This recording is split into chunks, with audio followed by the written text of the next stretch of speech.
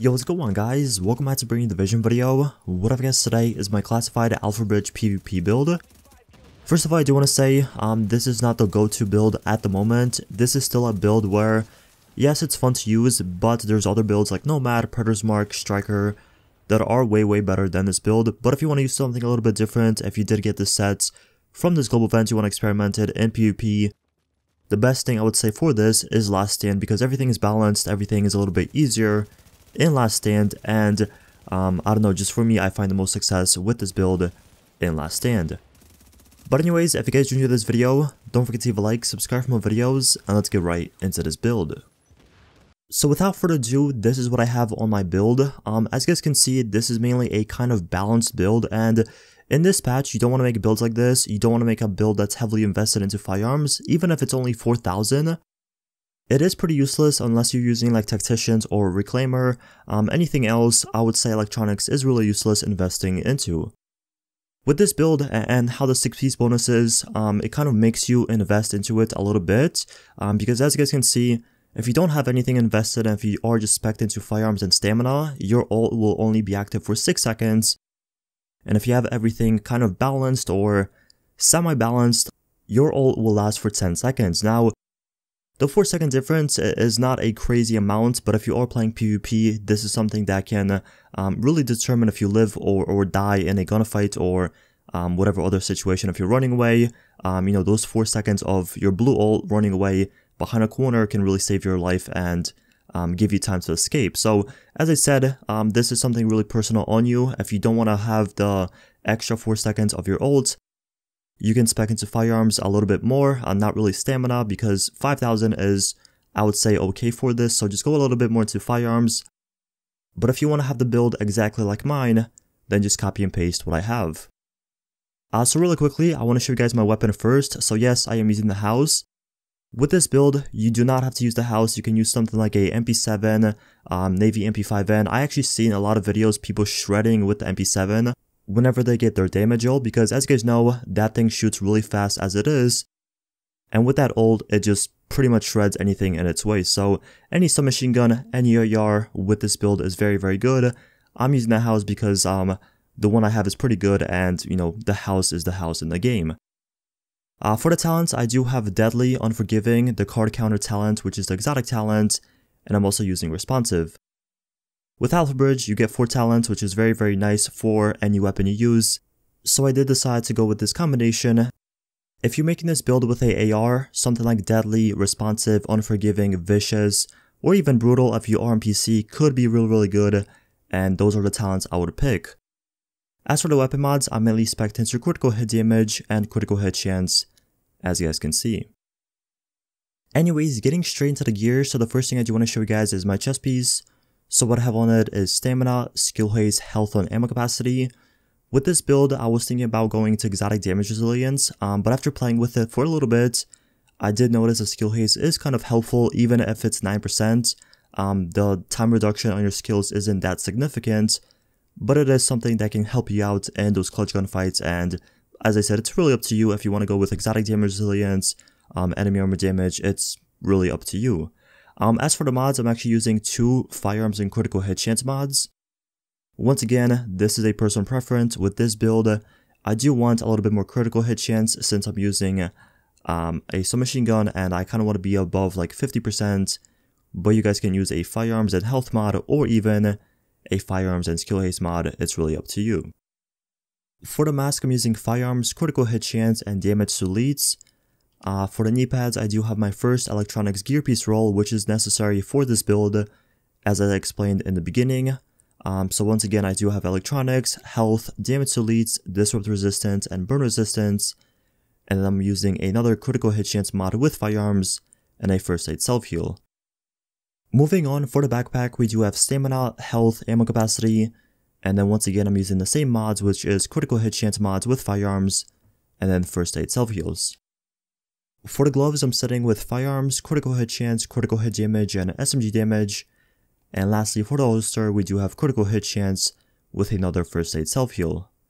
As I said in the beginning, I did want a little bit more critical hit chance on this build since the house does a lot of damage already. Thanks to the exotic talent, I didn't want a little bit more critical hit chance, and with these mods, I definitely achieved that. Lastly, I do want to show you guys my character stats. I do understand that everyone's always curious about this as well. So for the weapon damage, I'm sitting at 23.1k, 51% critical hit chance, 116% critical hit damage, 61% headshot damage, accuracy, stability, that's not really that important with this. For the health, I'm sitting at 315k, which is, I would say, okay. It's not a crazy amount, but the way I kind of look at it is, out of the 3 ults you do have, only one of them is damage, and 2 of them is a tank ult and a revive ult. So you don't really need that much survivability, in my opinion, as long as you can kind of time your ults and, you know, kind of rotate them and get kills when you actually need like a tank ult or a revive ult. If you guys know what I mean, like you can kind of predict what ult you're going to get, and, you know, as I said, 2 out of the 3 ones are revive ult and survivability ult. So having a little bit of less health isn't that big of a deal. Lastly, I do have 9% skill haze, as I showed you, that's on my chest piece, and that's pretty much it. So anyways, that is it for the video. Thank you guys so much for watching. I will have some last stand gameplay at the end of the video if you guys are curious to actually see this build in action. It's pretty good. It melts whenever you can kind of go on a killing spree. It's really easy to get your kills back and forth and you know, kind of stay alive. But anyways, that is it for the video. Thank you guys so much for watching. If you have any questions, feel free to ask in the comment section below.